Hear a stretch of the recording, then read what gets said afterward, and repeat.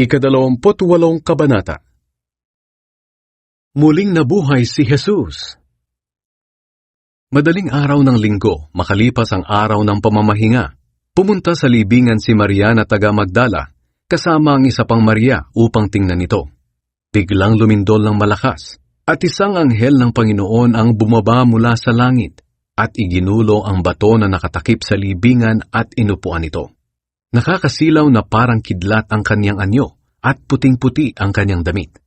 Nanginig sa takot ang mga sundalong nagbabantay sa libingan, at hinimatay. Sinabi ng anghel sa mga babae, "Huwag kayong matakot. Alam kong hinahanap ninyo si Jesus na ipinako sa krus. Wala na siya rito, dahil nabuhay siyang muli tulad ng sinabi niya sa inyo. Hali kayo, tingnan ninyo ang pinaglagyan ng kanyang bangkay." Pagkatapos, sinabi ng anghel sa kanila, "Puntahan niyo agad ang mga tagasunod niya, at sabihin ninyo sa kanila na nabuhay siyang muli, at mauuna siya sa inyo sa Galilea. Doon ninyo siya makikita. Tandaan ninyo ang sinabi ko sa inyo." Kaya dali-dali silang umalis sa libingan. At kahit natatakot sila, masaya pa rin sila sa ibinalita sa kanila ng anghel. Patakbo nilang pinuntahan ang mga tagasunod ni Jesus upang ibalita ang pangyayari. Pero maya-maya, sinalubong sila ni Jesus sa daan at pinati.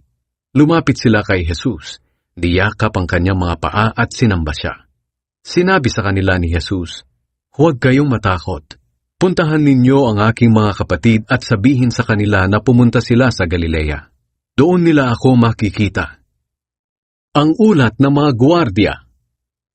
Pagkaalis ng mga babae sa libingan, pumunta naman sa lungsod ang ilan sa mga gwardiya upang ibalita sa mga namamahalang pari ang nangyari. Matapos makipagpulong ng mga namamahalang pari sa mga pinuno ng mga Hudyo, sinuhulan nila ng malaking halaga ang mga bantay. Sinabi nila sa mga bantay, "Ipamalida ninyo na habang natutulog kayo kagabi, dumating ang mga tagasunod ni Jesus at ninakaw ang kanyang bangkay. Kapag narinig ito ng gobernador, kami na ang bahalang magpaliwanag sa kanya, para hindi kayo mapahamak." Tinanggap ng mga gwardiya ang pera at ginawa ang sinabi sa kanila. Kaya hanggang ngayon, ito pa rin ang kwentong ikinakalat ng mga Hudyo. Nagpakita si Jesus sa mga tagasunod niya. Pumunta ang 11 tagasunod ni Jesus sa Galilea, doon sa isang bundok na sinabi sa kanila ni Jesus.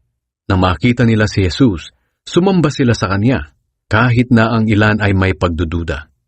Lumapit sa kanila si Jesus at sinabi, "Ibinigay sa akin ang lahat ng kapangyarihan sa langit at sa lupa. Kaya puntahan ninyo ang lahat ng mga lahi at gawin silang mga tagasunod ko. Bautismuhan ninyo sila sa pangalan ng Ama at ng Anak at ng Banal na Espiritu. Turuan ninyo silang sumunod sa lahat ng iniutos ko sa inyo. At tandaan ninyo, lagi ninyo akong kasama hanggang sa katapusan ng mundo."